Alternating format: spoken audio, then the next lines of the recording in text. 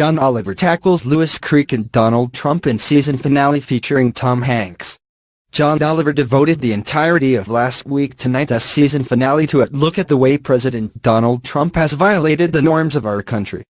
But first, he took a moment to mention, in a lightning quick recap of the week, Lewis Creek's admission, a couple days earlier, of sexual misconduct which is completely indefensible and which inevitably resulted in the cancellation of his new film, Exhibit if this ever goes to trial. This would be the stupidest possible reason for all of us to die, Oliver described. Oliver walked us down some of Trump's more memorable terrible moments of the past year, including creepily telling the French president's wife she is in good shape, the State Department plugging one of his golf resorts on its official website, shoving aside the president of Montenegro at a NATO event because Trump saw a camera, and the speech in which he explained the new mine is taking out clean coal, meaning they re-taking out coal and they re-going to clean it. Even more concerning than the daily Trump-induced chaos are norms his presidency has violated.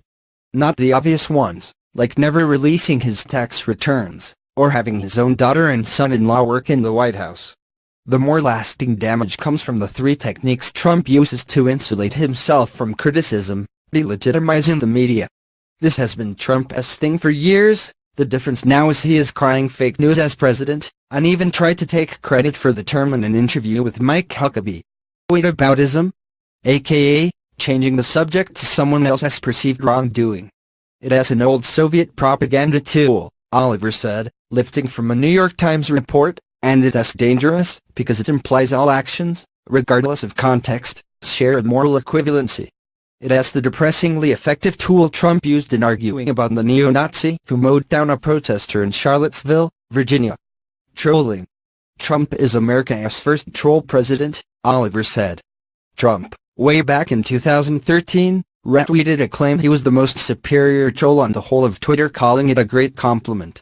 Which, Oliver noted, it is not. Because sometime when you do something that makes a lot of people mad, it's because, and bear with me, read the asterisk creek. Trolling is not without political value, Oliver acknowledged, because many Trump supporters think he has scored a major win when he does it.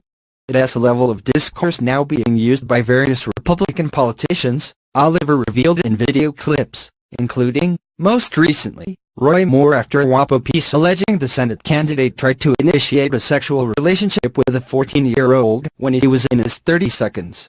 Tuesday election results must not make Trump opponents complacent, Oliver warned, calling it no guarantee the midterm elections will turn out same.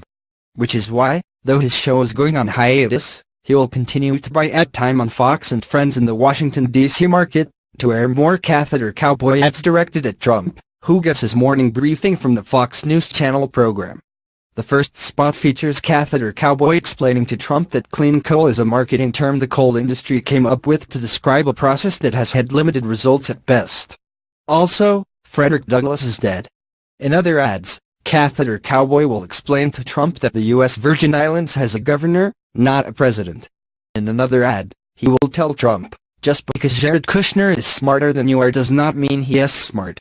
Oliver wound up the show reminding viewers he bought 5 wax pods during the season, which set up its wrap, a Tom Hanks trailer, in which he marches purposefully into the Commander-in-Chief's chambers, to tell him the world is in so much trouble we need all of you, so that all 5 wax pods can make an appearance, and Hanks can say, "Gentlemen, let us go wax these bastards."